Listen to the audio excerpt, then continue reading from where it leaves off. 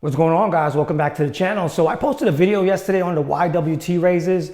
Someone had asked me how I was able to bench press now without rotator cuff pain, and so I decided to put that video together. I can't remember who told me about the YWT raises, but I can tell you that when I started Googling, searching for that particular exercise, I couldn't find a YouTube video on it. The way I found it was actually on Google. There was a chiropractic office that had a PDF document for you to download that had the exercises and the rep range and all that. And I really can't remember. It's been a few years now, but I just wanted to mention that the YWT raises have saved me from shoulder pain and to an extent elbow pain. And I wanted to give you guys an update for those of you who've been following me. You know I had lost the range of motion in this arm right here. So last time I showed you guys this, I was about right here. And it used to be even worse. I would say about here.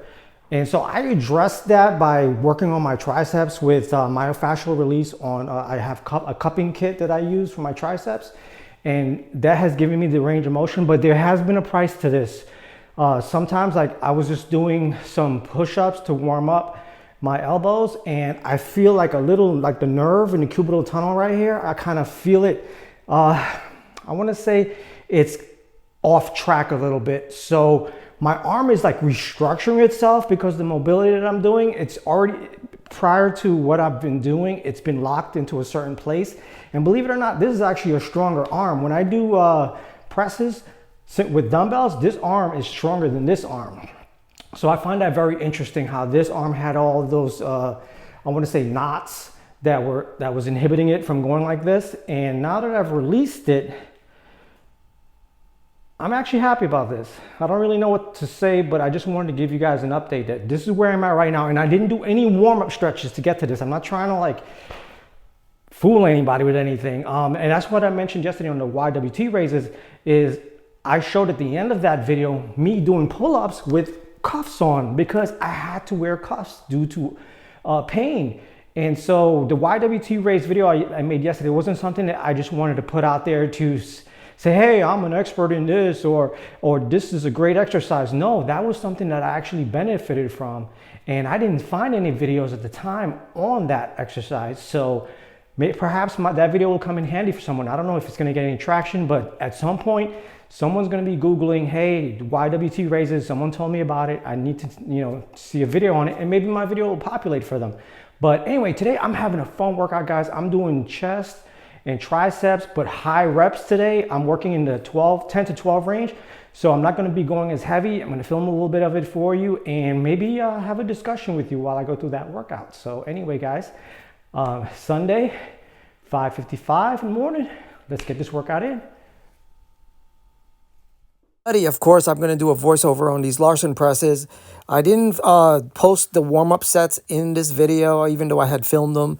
I'm just filming the 3 working sets. So I did a total of 5 working sets, 3 sets normal and 2 sets with the slingshot. By the time I reached my 3rd set, the higher repetition rep range of 10 was kind of exhaustive for me. So I only got 8 reps on my last one.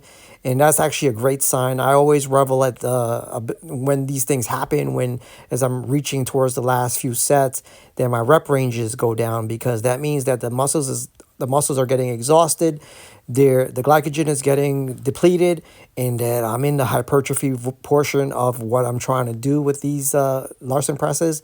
But I wanted to mention real quick the slingshot. It's been one of the best things that I have purchased in recent times for my home gym. In fact, I haven't purchased much at all for the home gym because I pretty much have everything that I need, and I'm training at a commercial gym anyway.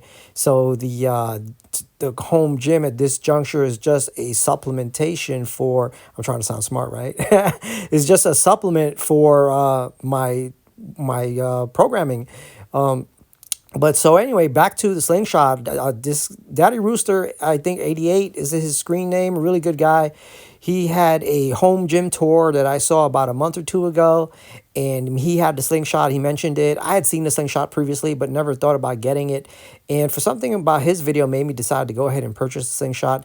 And it's been the best thing that I have gotten in recent times from my home gym, because it allows me to do an additional set or two of in this instance, I did 10 reps when I had already failed. Didn't fail, but I wasn't able to exceed 8 reps on my third set.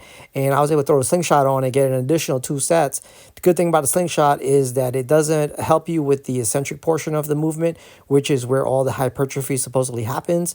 And so I like that aspect of it. It's like having a spotter helping you on the way up on your lifts, and it's been contributing significantly to my chest and tricep development.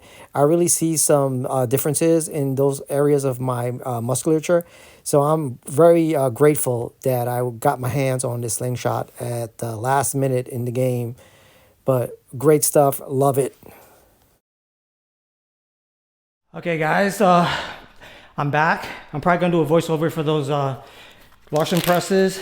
I'm sure I'm going to talk about the elbow, what I was feeling at the time. But yeah, since I've increased my range of motion on this arm, there is a little out of track kind of thing going on. It doesn't hurt or anything, but it feels really weird. It feels like the nerve is gliding in a place that it's not used to. So I'm still working on it. So obviously I didn't feel comfortable going heavy on Larson presses today. But now I'm doing weighted dips, my first working set. I'm gonna show you guys how I do it.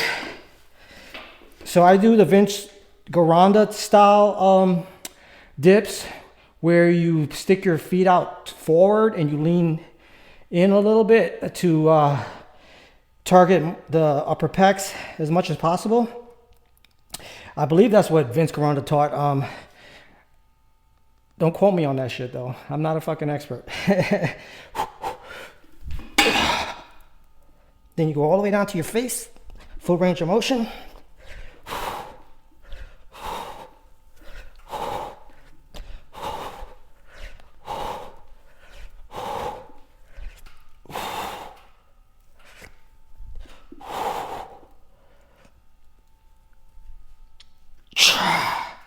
First working set, I'm gonna do 2 more sets of this.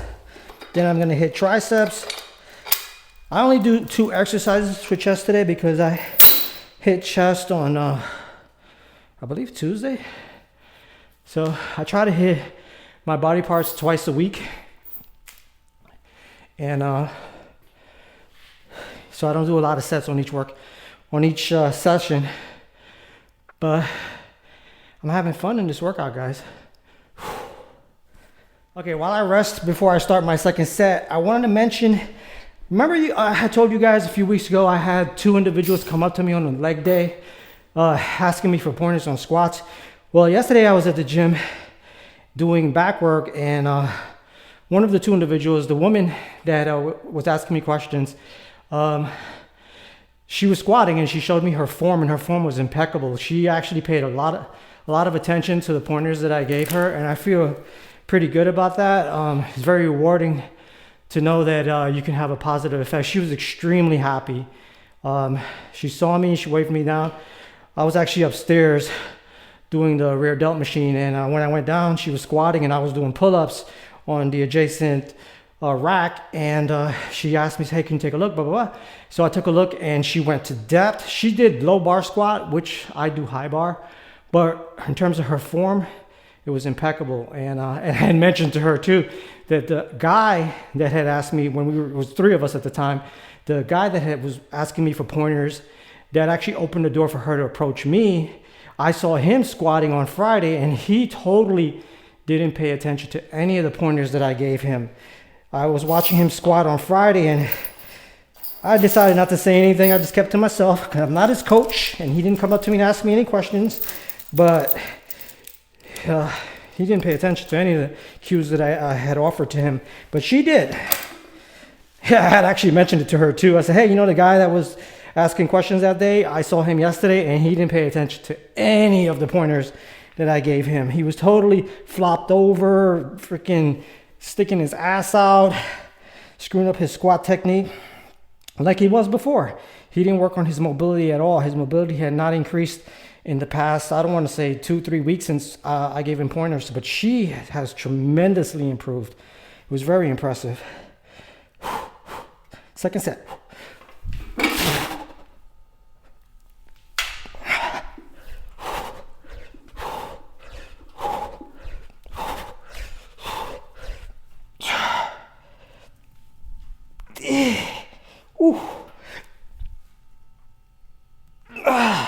Ooh, I only got 9 out. I wanted to mention too, on those Larson presses, as my sets continued, I was getting less and less reps. My initial plan was to do 3 sets of 10. But if you watch the video and you were to count the reps, you would see that I only got 8 sets on my last set. And that's a positive. Whenever you're working out, if in your later sets you're doing less reps, that is a great sign that you're targeting the muscles and you're exhausting the muscle tissue and promoting growth. It's a really good sign. I'm always happy about that when I say I'm going to do 3 sets of 10 and I don't alter the weight and I do less reps for the same weight. That means that I'm targeting the muscles. But yeah, man, it's never over, guys. It's never fucking over. Always making gains. I was talking to my nephew a couple weeks ago, and I was telling him how I would like to gain some weight. I would like to put on some size, especially on my lower body, because I feel if I were to gain some weight on my lower body, that would add a lot to my lifts. It would add to my lifts. And he's more towards the bodybuilding side of things, which is where I'm steering towards right now as well. For me, it's mostly because I want to be able to stay in this for the long haul. And if I stay, I believe that if I stay focused towards the bodybuilding end of it, working with higher reps with less weight, that I'll be able to preserve my tissue and not get injured. Because I've gotten so many injuries in the past because of trying to go heavy. So my focus now is more hypertrophy, and I think I'm going to stick with this for a while. I'm going to stick with this hypertrophy stuff for a while and take a break from the explosive lifts like the CrossFit stuff that I was doing, and to try to maintain this, guys, because I want to be in this for the long haul. I don't want to be walking around with soreness. I'm already dealing with the restriction that I had in this arm because of that, and now that I'm getting that range of motion back, I'm not sure if I want to give it up. So I follow this guy named Josh Bridges. He's a well-known CrossFitter, former Navy SEAL, so of course Alex is going to follow him. But in his latest video, he was talking about how he can't fully extend his arm. And I'm like, oh my gosh, that's me too.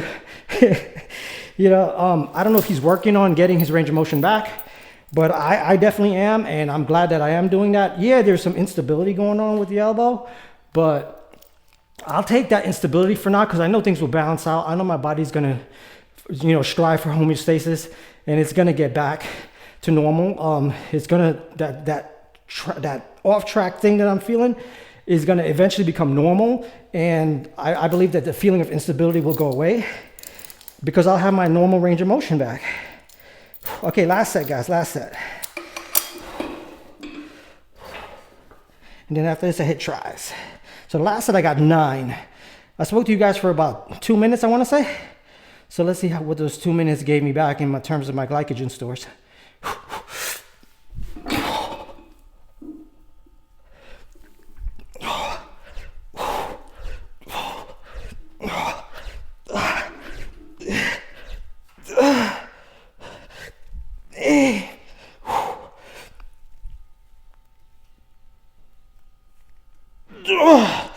Nine. I got the same amount of reps, 9. I didn't get my goal of 10, which I'm not complaining about.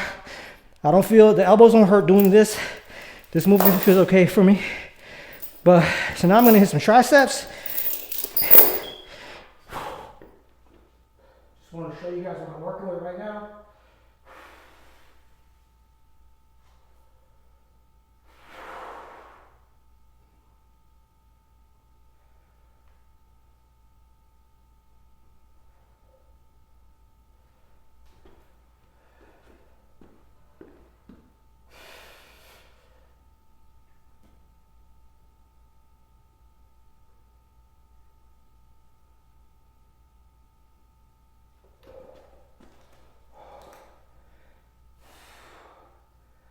A lot of people thinking people over 50 that it's over.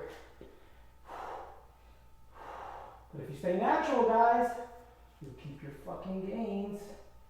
You go check out my shorts on YouTube. You'll see pictures of me when I was in my 20s with pecs. These same pecs. These same damn pecs had in my 20s. And I kept it. Because staying natural. Alright guys, I'm shirt back on because I don't like the way this bench feels on my back. But I wanted to mention, so I'm about to do my first working set on overhead tricep extension with a barbell. And there's a little history involved with this movement that I wanted to mention to you guys. So I don't know the exact year, but I want to say 2015, 2016. I was training on Fort Bragg at Callahan Gym. And I had done overhead tricep extensions with 100 pounds, with 110 pound fixed curling bar on many occasions. But this particular day, I was hyped on pre-workout. I was really feeling myself. And being the fool that I was, I went and I hadn't done any sets working up to it. And I just grabbed the hundreds. I said, you know what? I'm feeling strong today. I'm just gonna grab these hundreds and just knock them out. So I grabbed the 100-pound curling bar, stuck it over my head, went like that, and I felt a pop immediately. So that was the very first time that I had injured my elbow. I injured my elbow probably, I wanna say 2 or 3 times after that, doing other things like I had mentioned in the past, doing dips with the rings, with the gymnastics rings, and it was swaying on me and I was, you know, doing silly shit. But that was the very first time. So nowadays when I'm at the gym, I see young guys going and do stuff like that. I see them walk right in and grab like the 80s or the 70s and just do a warm up with that kind of weight. And I'm like, oh my God, that was me. I did something like that. And it's just a matter of time before, you know, something happens to you, because that injury to the elbow back then has forever changed my life. I mean, as you guys see, I'm still dealing with residuals of that. So I highly tell people to be careful, be very careful. So I'm not going heavy today. This is my working set. I'm not gonna film all 3 sets for you because I'm gonna be using the same weight, but I just wanted you guys to see the movements that I'm doing in today's workout. And I'm doing 2 triceps movements. This is the first one, and I'm not going heavy.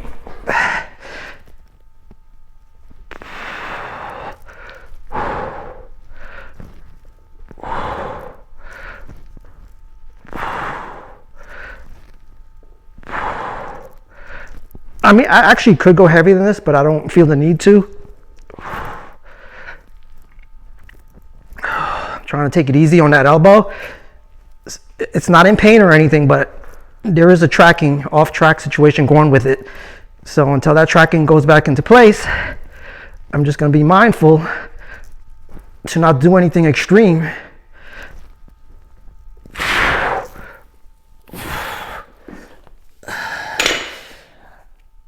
I am looking pretty good though. I just, before I put the shirt on, I just took a quick flexing video. I'm gonna post it to show you guys how I'm looking. I'll be honest, I'm not completely happy with my strength right now. I wish I was feeling stronger, but I can't complain about my physique. If you're into bodybuilding, if that's your driving motivation for working out, and to me, to an extent it is, I gotta admit, I feel extremely happy that I can take my shirt off. There's a lot of people in the fitness industry. I remember when I was on Instagram, a lot of my peers, they were pretty strong dudes, lifting good weight, never took their shirt off, and there's a reason. So I feel blessed that I can actually take my shirt off and no one's gonna be like, oh my God, put your shirt back on, you look horrible. I feel very fortunate about that. But so I'm gonna do 2 more sets of this. Then I'm gonna do single arm tricep extensions. Look at those triceps, guys. Look at the fucking biceps. I don't know if it's coming out on video, but in the mirror, I look fucking, I'm happy.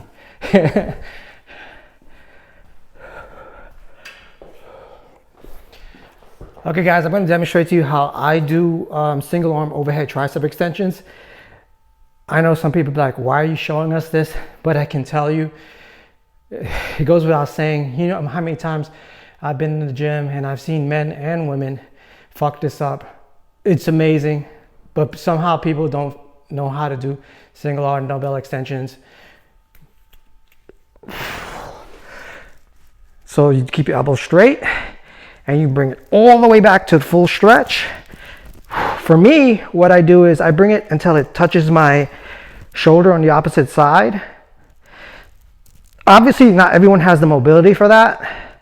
So if you just bring it down as far as you can. The biggest part of this movement is the eccentric, not the concentric.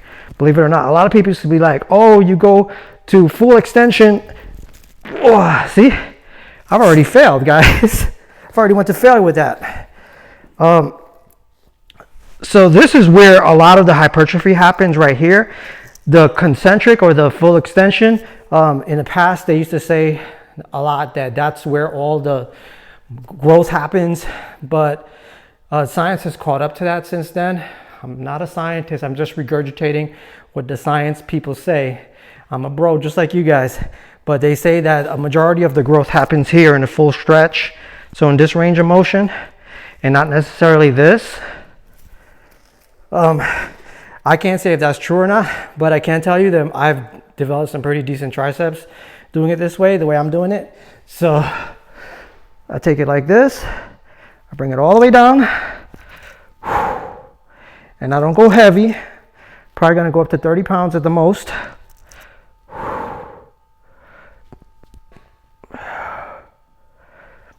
I was talking so much on the other opposite arm that I actually fatigued my fucking triceps. But that's how I do it. So I'll probably go a little bit heavy on that, probably go up to 30. I'm not gonna go up to 35 or anything because like I said, I'm trying to take it easy on my elbows this weekend. But that's how I do the movement, guys. Bring it all the way back and do the full extension and come back down. That's how I do it.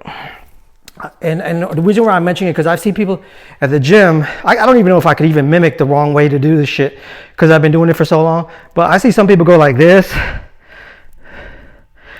All kinds of crazy stuff I've seen in the gym. It's amazing. I don't even know how they contort their arm in the positions that I've seen, but many times I've been in the gym and I'm watching people doing tricep extensions in the mirror. A lot of times it's females too. And they're not keeping the elbow here. They're not keeping their arm here like this. They're like this. Doing stuff like this. And I can't even mimic it, but yeah. So I just wanted to mention that. I'm not trying to be a teacher or anything like that, but people fuck that movement up all the time. But so I'm gonna get into this with the 30s. You know, I'll keep the camera rolling, fuck it. Let me do my working set. Grab the 30s. I'm gonna go for 8 to 10 and try not to speak so that I can get the set in. Okay, here we go.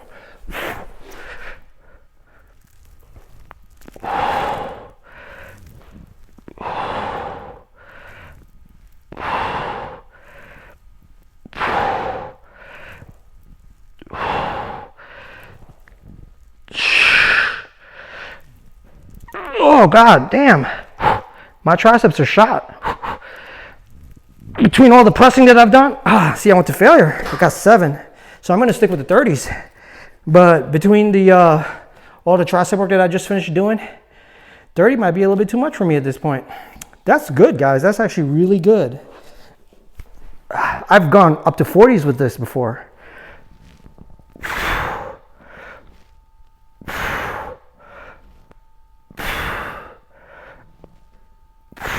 See, this arm is stronger. Remember I told you guys, this arm, the one that I have problems with, is the stronger arm.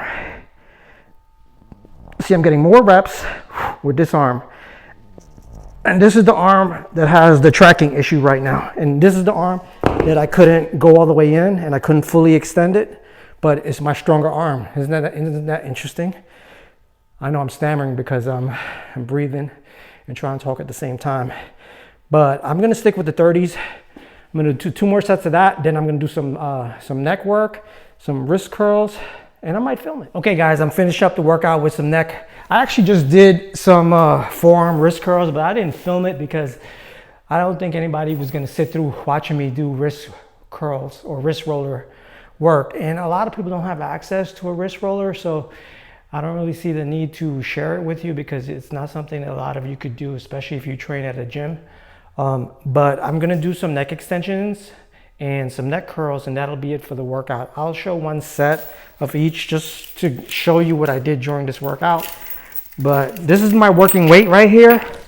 I just did one warm-up set and then I go straight to it. I got 50 pounds, whatever, on here. And this is how I do my neck work.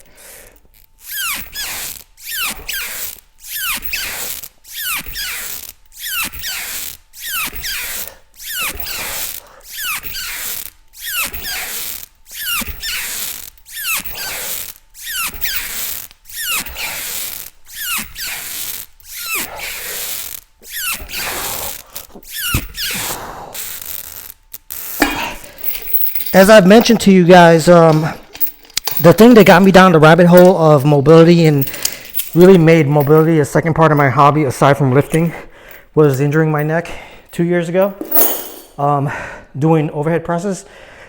So ever since that neck injury, I've been adamant about once a week, typically on Sundays, to train my neck. I don't do a lot. I just do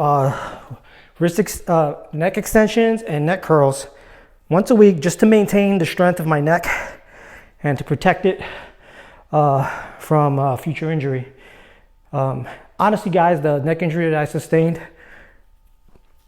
was probably one of the best things that ever happened to me, because prior to that neck injury, I had never did mobility. I was just like everyone else. I would go to the gym, do a little warm up, go straight to my set, rack it, and leave the gym, and not do any stretching, not do any pre-warming up, pre-tissue work. So yeah, that neck injury was definitely the best thing that ever happened to me, guys, because it's changed my life.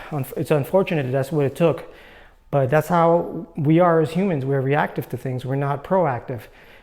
So if there's any takeaway from this, is to be proactive and avoid getting these injuries by working on your mobility and stability prior to getting injured. It will protect you. I mean, you're going to get injured regardless when you're lifting weights. That's the nature of the game, but you can definitely put everything in place to try to avoid it as much as possible.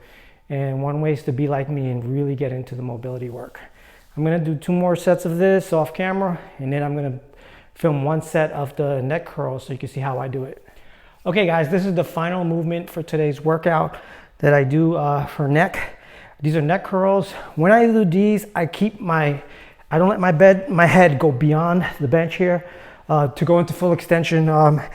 When I was seeing my physical therapist a few years ago for the neck injury, I keep harping back on that, I had mentioned to her that I was doing neck work to rehab, and one of the things she told me was to be very careful not to do full extension on neck curls, because that pinches on the sac, the thecal sac, that cushion between the vertebrae.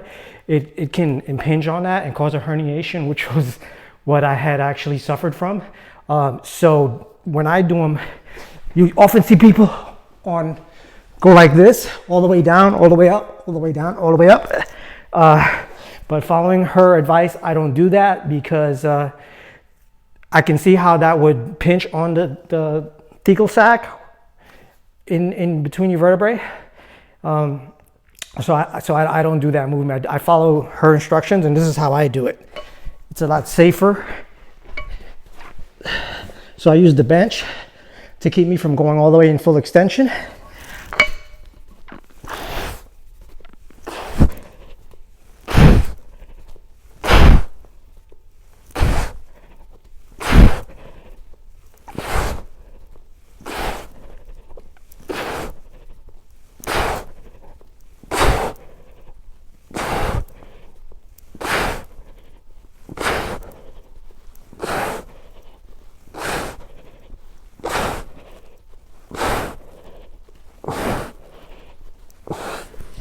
Honestly, I could do this all day.